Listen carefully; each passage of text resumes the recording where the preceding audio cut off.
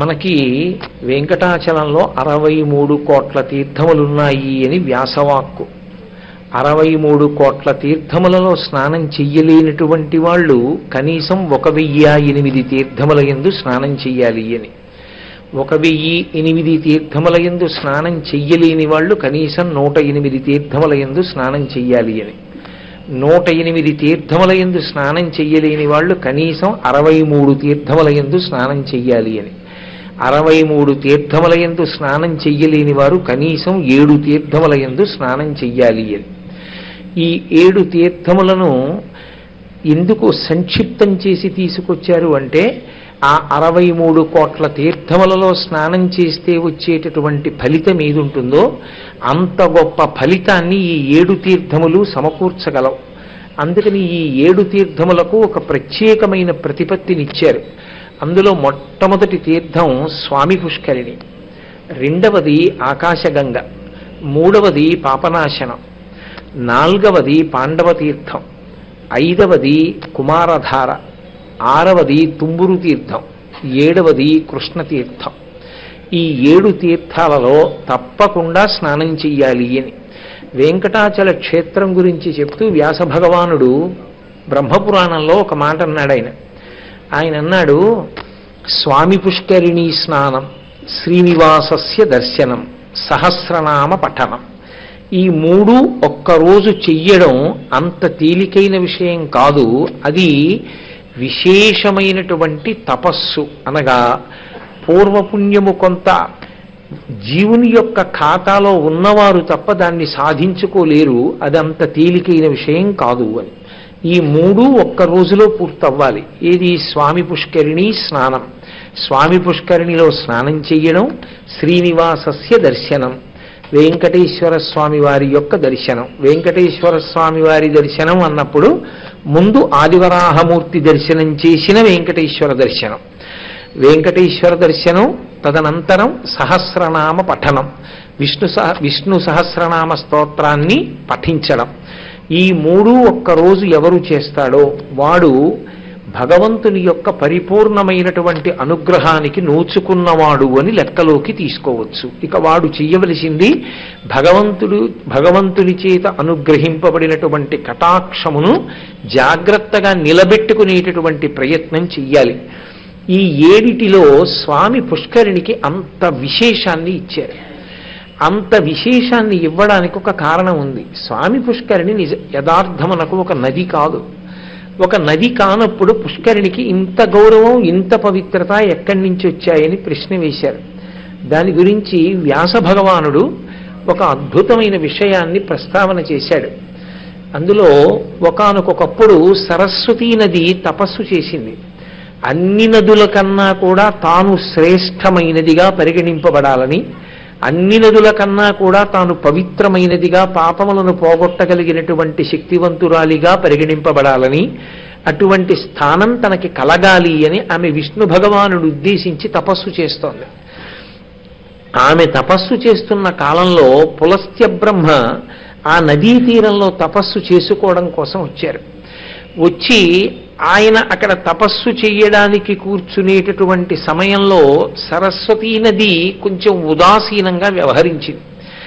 నేను ఒక నదీ స్వరూపాన్ని, నేనే జనుల యొక్క పాపకర్మలను కొట్టగలిగిన దాన్ని, మళ్ళీ నేను ఈ ఋషి నా ఒడ్డున తపస్సు చేసుకోవాలని వస్తే లేచి వెళ్ళి స్వాగత సత్కారములు జరపవలసినంత అవసరమే ఉంది అన్న ఉద్దేశ్యంతో ఉదాసీనురాలై వ్యవహరించింది.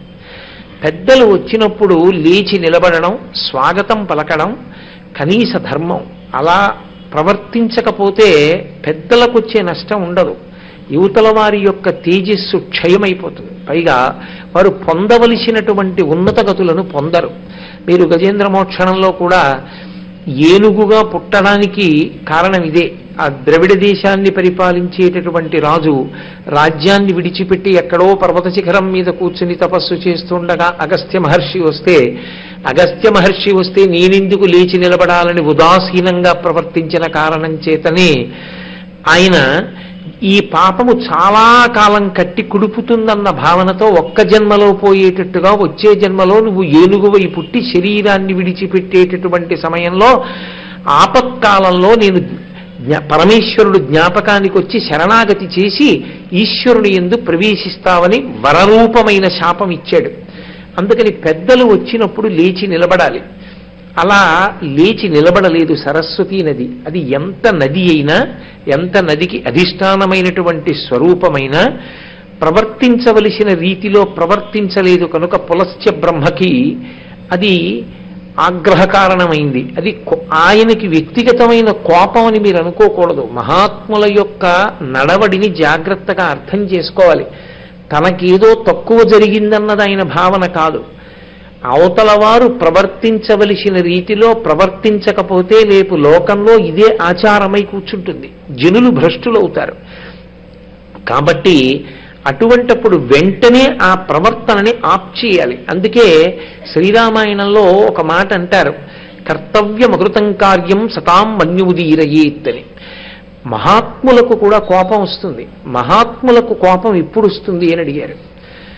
చెయ్యవలసిన పని చెయ్యవలసిన సమయంలో చెయ్యకపోతే కోపం వస్తుంది అన్నారు. ఆయన చేశాడు చెయ్యవలసిన పని. ఎప్పుడు చెయ్యాలో అప్పుడు చెయ్యలేదు. దేశము కాలము అత్యంత ప్రధానములు. అందుకే దేశము కాలము ఈ రెండిటి యొక్క విలువ తెలిసిన మహానుభావులలో అగ్రగణ్యుడు స్వామి హనుమ. అందుకే సుగ్రీవుడు ఆయన గురించి మాట్లాడుతూ దేశకాలానువృత్తిశ్చ నయశ్చ నయ పండిత అంటాడు. దేశకాలముల గురించి వాటి సమగ్రమైన విశేషములను నువ్వు తెలుసున్నవాడివి. ఎక్కడ ఎప్పుడు ఎలా ప్రవర్తించాలో నీకు తెలుసు. కాబట్టి హనుమ నిన్నే నేను పంపుతున్నాను అంటారు. అటువంటి దేశకాలముల యొక్క వైభవాన్ని తెలిసి ఉండకపోతే ఇబ్బంది వస్తుంది. అందుకే సమయానికి ఎప్పుడు ఏ కాలంలో ఏది చెయ్యాలో అది చెయ్యనటువంటి వారెవరుంటారో వారి మీద మహాత్ములు ఆగ్రహిస్తారు. ఎందుచేత ఆ సమయంలో చెయ్యవలసింది చేయకపోతే జీవితంలో ఒక అద్భుతమైనటువంటి అవకాశము చేజారిపోతుంది. పరమేశ్వరుడు మన ఇంటి మ్రోలకి వచ్చి నిలబడాలనుకున్నప్పుడు లేదా మనని అనుగ్రహించాలనుకున్నప్పుడు ఆయన ఏమి శంఖచక్ర గదా పద్మములను పట్టుకుని చతుర్భుజుడై ఇంటి ముందుకు వచ్చి తలుపు కొట్టడు. ఒక దీనుడి రూపంలో, ఒక అతిథి రూపంలో వచ్చి తలుపు తడతాడు. ఏదో అవసరమున్నవాడిలా ప్రవర్తిస్తాడు. అప్పుడు మీరు ఆయనకి చేసినటువంటి సేవే విష్ణు భగవానులకు అందుతుంది. అదే భగవంతుని యొక్క ప్రీతికి కారణమవుతుంది. అందుకే భాగవతంలో ఊరకరారు మహాత్ములు వా రథముల ఇండ్ల కడకు వచ్చుటలెల్లం కారణము మంగళములకు మీరొచ్చుట శుభము మాకు నిజము మహాత్మా అంటాడు నందుడు గర్గుడు వచ్చినప్పుడు. కాబట్టి దేశకాలములు తెలిసి ఉండాలి. అంతటి మహాత్ముడైనటువంటి పులస్త్య బ్రహ్మ, చతుర్ముఖ బ్రహ్మగారి మానసపుత్రులలో ఒకడు. ఆయన తపస్సు కొరకు సరస్వతీ నదీ తీరాన్ని ఎంచుకోవడం సరస్వతీ నదికి ఒక వైభవం. అక్కడికి వచ్చి ఆయన కూర్చుంటున్నప్పుడు సరస్వతీ నది లేచి ఆయనకి స్వాగతవాక్కు పలకాలి. కానీ అలా స్వాగతం చెప్పలేదు. చాలామందిలో ఒక దురభిప్రాయం, అసలు ఎక్కడ ఎవరికి స్వాగతం ఉండాలో అక్కడ వారికి స్వాగతం ఉండాలి. ఒక దేవాలయంలో గౌరవం ఎవరికి జరగాలి? భక్తులైన వారికి జరగాలి. ఒక వైద్యశాలలో అందరికన్నా ముందు ఎవరిని చూడాలి? రోగిని చూడాలి. అంతేగాని ఎంత గొప్పవాడు రానివ్వండి, మీరు బాగున్నారా అని పూలదండ వేరు. ముందు రోగిని చూస్తాడు వైద్యుడు. అలాగే ఎన్ని వాహనములు వెడుతుండనివ్వండి, ప్రమాద పరిస్థితిలో ఉన్నటువంటి వ్యక్తిని తీసుకెడుతున్నటువంటి వాహనానికి దారి విడిచిపెట్టేస్తాను దాని కోత వినగానే. దేశకాలములు ఉంటాయి. ఎప్పుడు ఎక్కడ ఎవరు గౌరవింపబడాలో వారు గౌరవింపబడాలి తప్ప అన్ని వేళలా ఎక్కడా ఎప్పుడూ మేమే గౌరవింపబడాలని ఎవరూ కోరుకోకూడదు. అలా ఎవరైనా కోరుకుంటే అది దేశకాలములు తెలియని పరిస్థితి అని అనుకోవలసి ఉంటుంది. కాబట్టి దేశకాలానువృత్తిశ్చనయశ్చనయ పండిత. కాబట్టి అటువంటి మహానుభావుడైన పులస్త్య బ్రహ్మ సరస్వతీ నదీ తీరానికి వచ్చి తపస్సు చేయడానికి ఉపక్రమిస్తుంటే ఆమె లేచి స్వాగతం పలకలేదు. తత్పాపము కట్టి కుడుపుతుందన్న బాధ చేత పులస్త్య బ్రహ్మ శాపవాక్కుని విడిచిపెట్టారు. మహర్షులకు వేరు ఆయుధాలుండవు. వారు చేసిన తపస్సే వారి యొక్క ఆయుధం. వారి నోటి వాక్కు గుండా వారి తపశ్శక్తి బయటికి వస్తుంది. దాని చేత వారు అన్న మాట సత్యం అవుతుంది. వారు సత్యం పలకడం కాదు, వారు ఏమన్నారో అది సత్యం అవుతుంది. అందుకే ఆయన అన్నారు, నువ్వు ఏ కోరికతో తపస్సు చేస్తున్నావో నదులన్నిటిలోకి శ్రేష్టమైన దాని నవాలని, పవిత్రమైన దాని నవాలని కోరుకుంటున్నావు, అగ్రగణ్యురాలివి కావాలనుకుంటున్నావు, నీ కోరిక నెరవేరుకుండుగాక అన్నాడు. సరస్వతీ నది చాలా బాధ పొంది తన కోరిక తీరలేదు సరికదా, వచ్చిన పులస్త్య బ్రహ్మ తనకి శాపవాక్కు ఇచ్చారు. ఆమె ఆగ్రహాన్ని పొంది మహర్షి ఎందుకు శపించారో తెలుసుకోలేకుండా, అందుకే కోపం ఎంత పనైనా చేయిస్తుంది. క్రుద్ధ పాపం న కుర్యాత్త క్రుద్ధో హన్యాద్గురునపి క్రుద్ధ పురుషయా వాచ నరం సాధు నధిక్షిపేత్ అంటారు స్వామి హనుమ. కోపం వచ్చినవాడు గురువుని చంపేస్తాడు, కోపం వచ్చినవాడు బంధువుల్ని చంపేస్తాడు, కోపం వచ్చినవాడు ఏం చేయడు, ఏదైనా చేస్తాడు. అందుకే యథోరగస్పతిం జీర్ణాం సవై పురుషముచ్యతే అంటారు. పాము తన ఒంటిలోంచి వచ్చిన కుబుసాన్ని తాను విడిచిపెట్టినట్టు తనకి వచ్చిన కోపాన్ని పరిశీలించి విడిచిపెట్టిన వాడెవరో వాడు ధన్యాత్ముడు. కాబట్టి ఆమె తన ఆగ్రహాన్ని అణుచుకోలేకపోయింది. ఎంత పెద్దలైనా ఆగ్రహానికి వశులైతే చివరికి ఎలా దెబ్బతింటారో మనకి చూపిస్తుంది.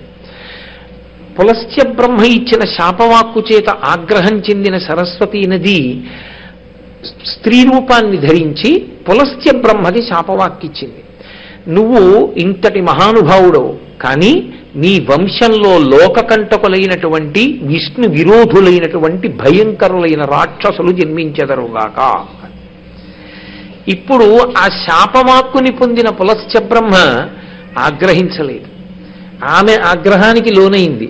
నా ఉద్దేశ్యం ఒకటి, ఆవిడ ఒకలా అర్థం చేసుకుంది, తన తప్పిదాన్ని దిద్దుకోలేకపోయింది అని ఆయన నన్నింత మాట అందే అనుకోలేదు. ఆయన ప్రార్థన చేశాడు, అమ్మా నువ్వు నా వంశాన్ని శపించావు, నా వంశంలో లోకకంటకులైన రాక్షసులు విష్ణు విరోధులు జన్మించాలన్నావు, అదే నోటితో నన్ను అనుగ్రహించి నా వంశానికి కీర్తి తెచ్చేటటువంటి వాళ్ళు పుట్టాలని అనుగ్రహించు అన్నాడు. ఆమె వెంటనే కోపాన్ని పక్కన పెట్టి శాంతి పొంది ఆవిడంది, అయ్యయ్యో ఎంత పని చేశానయ్యా, ఆగ్రహానికి వశురాలనైపోయాను. పులస్త్య బ్రహ్మ, నీ వంశంలో రాక్షసులే కాదు, మహాధర్మతత్పరుడై విష్ణుయందు అపారమైనటువంటి భక్తి కలిగిన వాడై లోకము చేత పూజింపబడేటటువంటి చిరంజీవి అయిన వ్యక్తి జన్మించుగాక అని వరమిచ్చింది. అందుకే పులస్త్య బ్రహ్మ వంశంలో రావణ కుంభకర్ణులు జన్మించారు, విభీషణుడు జన్మించాడు. సరస్వతీ నది యొక్క శాపం. ఇప్పుడు సరస్వతీ నది ప్రార్థించింది. ఇప్పుడు ఆమె తెలుసుకుంది తప్పు, తెలుసుకుని పులస్త్య బ్రహ్మని ప్రార్థించింది. అయ్యా, నేను నదులలోకెల్లా ఉత్తమమైన దానవ్వాలని కోరుకున్నాను, కానీ నేను అటువంటి స్థితిని పొందకుండా నీ శాపం అడ్డొచ్చింది ఇప్పుడు. కాబట్టి నువ్వు కూడా నా శాపానికి ఏదైనా మార్గం చూపించమని అడిగింది. నాకు ఇచ్చిన శాపానికి ఎక్కడైనా సావకాశాన్ని కల్పించమని అడిగింది. ఆయన అన్నాడు, నువ్వు ఇప్పుడు ఎలా విష్ణువు గురించి తపస్సు చేస్తున్నావో అలాగే తపస్సు చెయ్యి. ప్రీతి పొందిన విష్ణు భగవానుడు నీ కోరిక తీరేటట్టుగా నిన్ను అనుగ్రహిస్తాడు, కాబట్టి తపస్సు ప్రారంభించు అన్నాడు. సరస్వతీ నది తపస్సు ప్రారంభించింది, పులస్త్య బ్రహ్మ తపస్సు ప్రారంభించారు. విష్ణు భగవానుడు ప్రత్యక్షమయ్యాడు.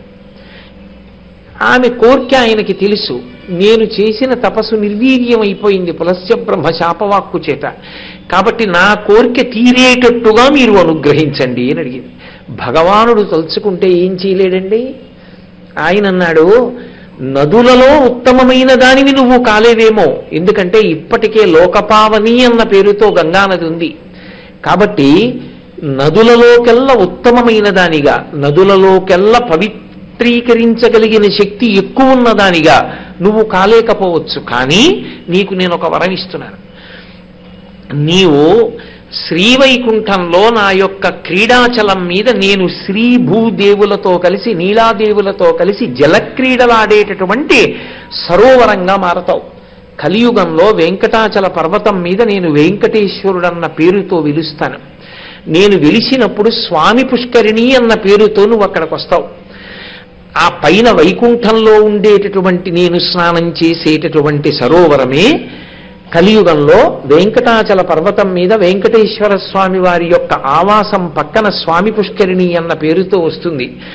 అప్పుడు 3 కోట్ల తీర్థములు నదులు ప్రతిరోజు వచ్చి నీలో స్నానం చేస్తాయి. అందుకని నదులు కూడా నీలో స్నానం చెయ్యాలని కోరుకుంటాయి, తీర్థములు నీలో స్నానం చెయ్యాలని కోరుకుంటాయి, ప్రతిరోజు వచ్చి నీ ఎందు గ్రుంకులిడుతాయి తేజోరూపాలతో. అంత గొప్ప వైభవాన్ని పొందుతావు. నీలో స్నానం చేసిన వారెవరుంటారో వాళ్ళు విశేషమైనటువంటి శక్తిని పొందుతారు, భగవద్ అనుగ్రహాన్ని పొందుతారు, నా అనుగ్రహాన్ని పొందడానికి పాత్రతని పొందుతారు. కాబట్టి నువ్వు స్వామి పుష్కరిణి అవుతావు అని వరం ఇచ్చారు. అందుకే నదీ స్వరూపాన్ని పొందలేదు, పొందకుండా స్వామి పుష్కరిణిగా వచ్చింది. ఆ స్వామి పుష్కరిణిలో స్నానం అంత గొప్పదవడానికి కారణం అదే. అందుకని స్వామి పుష్కరిణిలో స్నానం ఎవరు చేస్తారో వారు శ్రీ మహావిష్ణువు యొక్క పరిపూర్ణమైనటువంటి అనుగ్రహాన్ని పొందడానికి నోచుకుంటారు.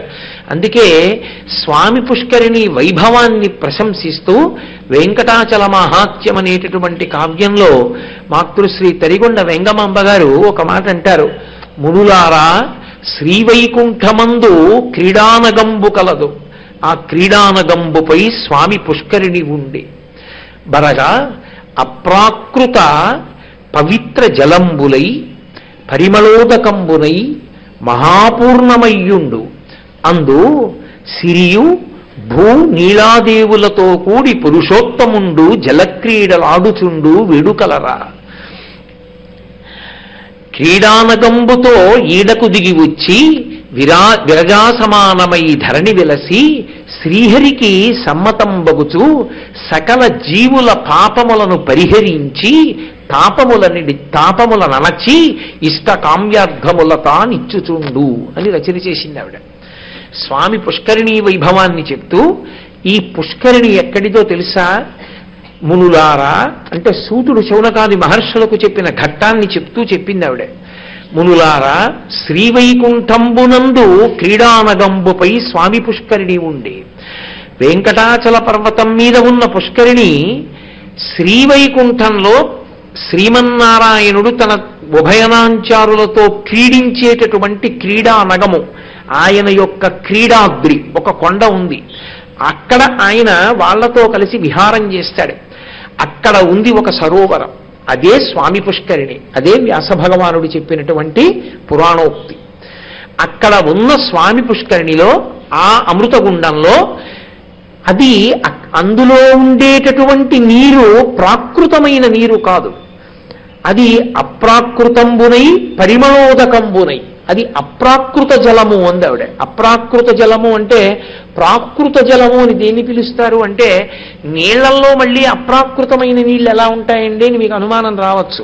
ప్రాకృత జలము అప్రాకృత జలము ఈ రెండిటికి ఉండే తేడా ప్రధానంగా ఎక్కడుంటుందంటే, మనం ఎవరైనా మనకన్నా పెద్దలు శరీరాన్ని విడిచిపెడితే వాళ్ళకి ఆ ఉదకాన్ని విడిచిపెడతాం, ధర్మోదకము అని చెప్పి ఆ ఉదకాన్ని విడిచిపెట్టి వాళ్ళు దాన్ని పొందాలి అని, వాళ్ళు అక్షయలోకాల్ని పొందాలి అని కోరుకుంటారు. అది సామాన్యంగా మరణించిన వాళ్ళందరికీ కూడా ఈ భూమండలం మీద ఉన్నటువంటి నీతితో తర్పణ చెయ్యవచ్చు.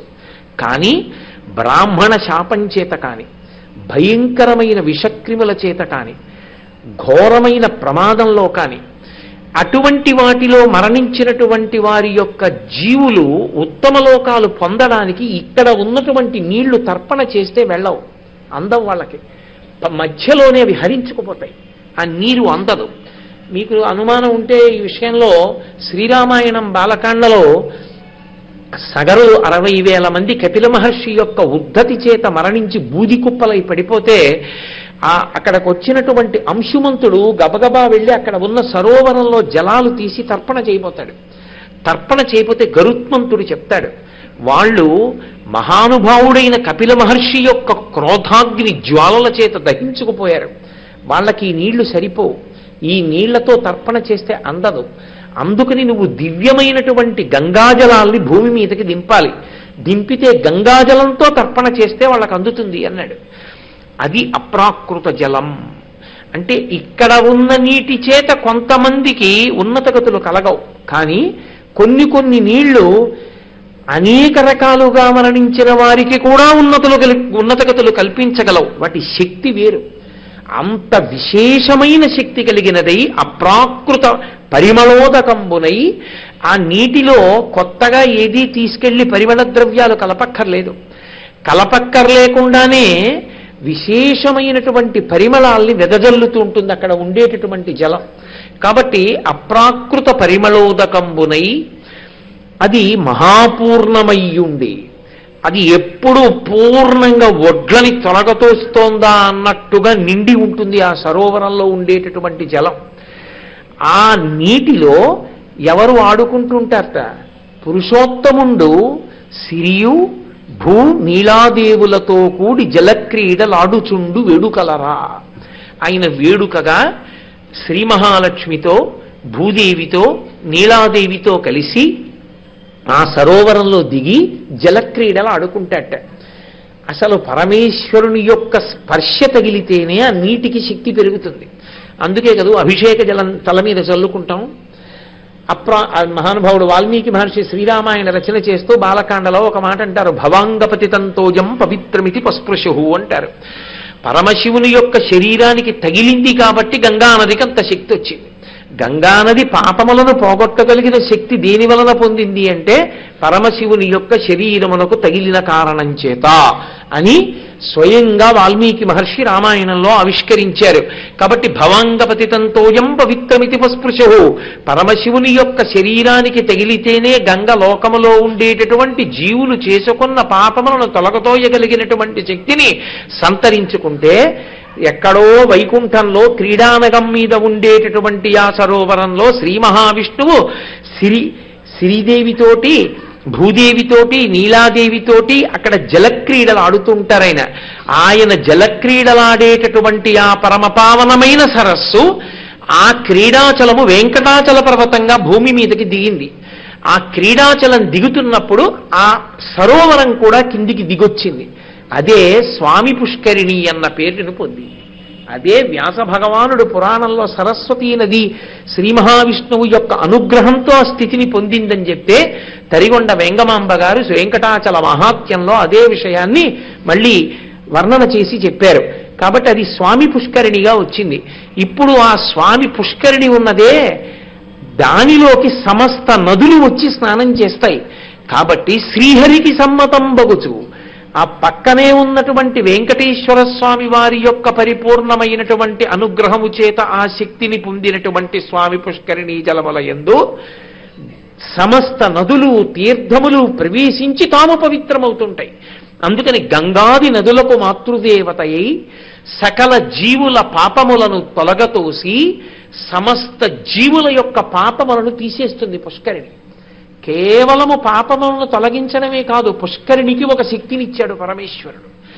ఏమా శక్తి అంటే ఆ పుష్కరిణిలోకి వెళ్ళి స్నానం చేస్తే స్వామి పుష్కరిణి స్నానం చేసినంత మాత్రము చేత తాపములనచి ధార్మికమైన కోరికలు కొన్ని ఉంటాయి. అవి ఉండకూడదు అని ఎవ్వరూ అనకూడదు, తప్పది. ఉంటాయి కొన్ని కోరికలు. నాకు పెళ్ళవ్వాలి అని ఒకడు కోరుకున్నాడు అనుకోండి, అదేం దోషం కాదు. గృహస్థాశ్రమ స్వీకారం చెయ్యాలని కోరుకోవడం న్యాయం. నాకు బిడ్డలు కలగాలి అని కోరుకున్నాడు అనుకోండి, న్యాయం. నాకు అన్నవస్త్రాదులు దొరకాలి అని కోరుకున్నాడు అనుకోండి, న్యాయం. ధార్మికమైనటువంటి కోర్కెలు తీరనటువంటి కారణం చేత విశేషమైనటువంటి తాపముతో సొక్కిపోతున్న వ్యక్తుల యొక్క తాపాన్ని పోగొట్టి ఆ కోర్కెలను తీర్చగలిగినటువంటి శక్తి కలిగినదై ఉంటుంది స్వామి పుష్కరిణి. అందుకని తాపమడచి ఇష్ట కామ్యార్థములతా నిచ్చుచుండు. ఆ పుష్కరిణి శ్రీ మహావిష్ణువు యొక్క అనుగ్రహము చేత తనంత తానుగా జీవులకు కోర్కెలను తీర్చగలిగినటువంటి శక్తిని పొంది ఉన్నది. దాని గొప్పతనం ఏమిటి అంటే దానికి వాయవ్య భాగంలోనే భూసహితుడై వరాహమూర్తి ఉంటారు. ఆ ఆదివరాహమూర్తి ఇప్పటికీ తేజోరూపంలో ఆ కొండ మీద తిరుగుతుంటారట. అందుకే స్వామి పుష్కరిణిలో ఉండేటటువంటి వాయవ్య భాగానికి వరాహతీర్థము అని పిలుస్తారు. మళ్ళీ అక్కడ స్వామి తిరుగుతూ ఉంటారు. భూదేవి సహితుడై ఆదివరాహమూర్తి కూడా దానిలో స్నానం చేస్తారు అని. ఒకప్పుడు ఆయన స్నానం చేస్తే సముద్రాల్లో యద్రోమరంధ్ర పరిపూర్తి విధావదక్షౌ వారాహ జన్మని బభూవ రమీ సముద్రాహ అన్నాడు లీలాచకుడు శ్రీకృష్ణ కర్ణామృతంలో. ఆయన వెళ్ళి సముద్రం లోపలికి దిగితే హిరణ్యాక్షుణ్ణి పట్టుకుందామని సముద్ర జలాలన్నీ ఆయన రోమకూపాల్లోకి వెళ్ళిపోయాయి, నీళ్లు ఇంకిపోయాయి. అటువంటి వాడు ఇప్పటికీ పుష్కరిణిలో స్నానం చేస్తుంటాడు. అంతటి మహానుభావుడు ఆ పుష్కరిణిలో స్నానం చేస్తాడు. వెంకటేశ్వర స్వామి వారి యొక్క పరిపూర్ణానుగ్రహాన్ని పొంది సరస్వతీ నదియే స్వామి పుష్కరిణీ స్వరూపంగా వచ్చి అక్కడ వెలిసింది. కాబట్టి అంత గొప్ప పుష్కరిణి కాబట్టి దాని యందు స్నానం చేయడం సర్వోత్కృష్టమైనటువంటి స్థితి. అటువంటి స్వామి పుష్కరిణీ స్నానాన్ని వదిలిపెట్టుకోవడము అంటే వెంకటాచలం వెళ్ళి జీవితంలో ఏదో గొప్ప విశేషాన్ని పోగొట్టుకున్నట్టు. పైగా నేను మీతో మొట్టమొదట్లోనే ప్రస్తావన చేశా, అసలు ఒక్క రోజులో వెంకటాచలంలో పొందేటటువంటి అత్యద్భుతమైనటువంటి విషయములు 3 అని వ్యాసవాక్కు. అందులో మొదటిది స్వామి పుష్కరిణీ స్నానం శ్రీనివాసస్య దర్శనం. స్వామి పుష్కరిణీ స్నానం చెయ్యడం, వెంకటేశ్వర స్వామి దర్శనం చెయ్యడం. నేను ఎక్కడో ఏదో తీసుకున్నానండి ఒక చిన్న నివాస గృహం, అందులో స్నానం చేసి దర్శనానికి వెళ్ళిపోతున్నాను అంటే భగవంతుని యొక్క పరిపూర్ణానుగ్రహాన్ని పొందడానికి అవసరమైనటువంటి 3టిలో ఒకదాన్ని విడిచిపెట్టేసుకున్నట్టే. కాబట్టి ఒక రోజులో ఈ 3 జరిగేటట్టుగా చక్కగా ప్రణాళికా నిర్మాణం చేసుకోవాలి యాత్రకు వెళ్ళినప్పుడు. కాబట్టి మొట్టమొదటిది స్వామి పుష్కరిణి. అందుకే స్వామి పుష్కరిణి గురించే చెప్తూ ఒక మాట అంటారు, స్వామి పుష్కరిణీ స్నానం సద్గురోః పాదసేవనం ఏకాదశి వ్రతంచాపి త్రయం అత్యంత దుర్లభం. స్వామి పుష్కరిణీ స్నానం దొరకమంటే దొరికేది కాదు. ఎందుకో తెలుసా? కొన్ని లక్షల మంది పర్వతం మీదకి వెళ్ళొచ్చు, కొన్ని 10ల మందే పుష్కరిణిలో స్నానం చేస్తూ ఉంటారు. ఏమండి మరి ఇంత గొప్పది కదా పుష్కరిణి, ఎక్కడ చూసినా అలా సూచన చేశారే పుష్కరిణి స్నానం చెయ్యండి అని, ఆఖరికి ప్రసాదం కవర వెనకాతల కూడా ముద్రణ చేశారే, మరి ఎందుకండి స్వామి పుష్కరిణిలో అంతమంది స్నానం చేయరు, అన్ని లక్షల మంది ఎందుకు వెళ్ళరు స్నానానికంటే ఒక్కటే కారణం, అంత గొప్ప ఫలితాన్ని వీడికి కట్టబెట్టేయచ్చా అన్నది చూస్తాడు పరమేశ్వరుడు. అదే మాయ. మహామాయా విశ్వం భ్రమయసి పరబ్రహ్మ మహిషి అంటారు సౌందర్యలహరి చేస్తూ శంకర భగవత్పాదులు. ఇంత పెద్ద అనుగ్రహం కట్టపెట్టడమే. అందుకని అబ్బా పుష్కరిణికి ఏం పెడతాను లేదురు అనేవాడు ఒకడు, చల్లేసుకుందాం లేదురు అనేవాడు ఒకడు. స్వామి పుష్కరిణికి వెళ్లి సంకల్పంతో స్నానం చేసి అంత గొప్ప అనుగ్రహానికి పాత్రులవుదామనేటటువంటి బుద్ధి స్థిరంగా నిలబడాలంటే పరమేశ్వరానుగ్రహము ప్రోది అయితే తప్ప సంభవము కాదు.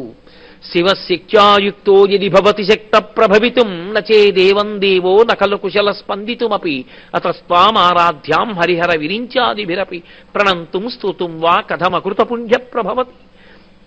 శంకరుడు సౌందర్యలహరి చేస్తూ అంటారు, అంత తేలిక అమ్మా, ప్రణంతుం స్తుతుం వా, నీకు నమస్కరించాలన్నా నిన్ను స్తోత్రం చెయ్యాలన్నా కథమకృత పుణ్య ప్రభవతి, చేసిన పుణ్యం లేకుండా పాత్రత లేకుండా ఎలా సంభవం అవుతుందమ్మా అంటారు.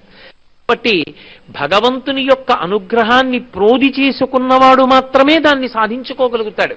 అందుకే నేను మీతో మనవి చేసింది, దాన్ని ప్రోది చేసుకోవడానికి ఏదో కష్టపడిపోవాలని మీరు అనుకోక్కర్లేదు. బయలుదేరేటప్పుడు మీ కులదేవతకి నమస్కారం చేసి బయలుదేరడమే స్వామి పుష్కరిణి స్నానం చెయ్యాలనేటటువంటి కోరిక బలంగా నిలబడి పుష్కరిణి స్నానం చెయ్యడానికి హేతు అవుతుంది. కాబట్టి ఇంటి దగ్గర ఆ అనుమతి తీసుకుని, నగరాధిష్టాన దేవత యొక్క అనుమతి తీసుకుని బయలుదేరాలి. నిన్న మీతో నేను మనవి చేశా, రామచంద్రమూర్తి అంటే రామాయణంలో ఆయన ఎలా ప్రవర్తించి చూపించాడో అదే మనందరికీ ఆదర్శం. అందుకే వేదోపబృంహణం, వేదవేద్యే పరే పుంసి జాతే దశరథాత్మజే వేద ప్రచేతసాదాసీ సాక్షాత్ రామాయణాత్మన.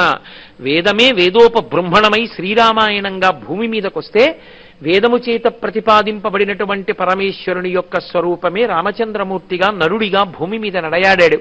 అంతటి మహానుభావుడు తాను బయలుదేరి వెళ్ళిపోతూ అరణ్యవాసానికి అయోధ్యానగరం వంక తిరిగి నమస్కారం చేస్తూ అంటాడు, ఆపృచ్ఛేత్వాం పురీ శ్రేష్ఠే కాకుత్స పరిపాలితే దైవతాని చ యానిత్వం పాలయంత్యా వసంతి చ అంటాడు. ఓ అయోధ్యానగరమా, పురీ శ్రేష్ఠే, నగరములలో శ్రేష్టమైన దాన, తన ఉన్న నగరం మీద తనకి అంత ప్రేమ ఉండాలి, తన ఉన్న నగరం మీద తనకంత భక్తి ఉండాలి. తను ఏ ఊళ్ళో ఉంటున్నాడో ఆ ఊరిని చిన్న బుచ్చి మాట్లాడకూడదు. ఈ దేశాన్ని విడిచిపెట్టి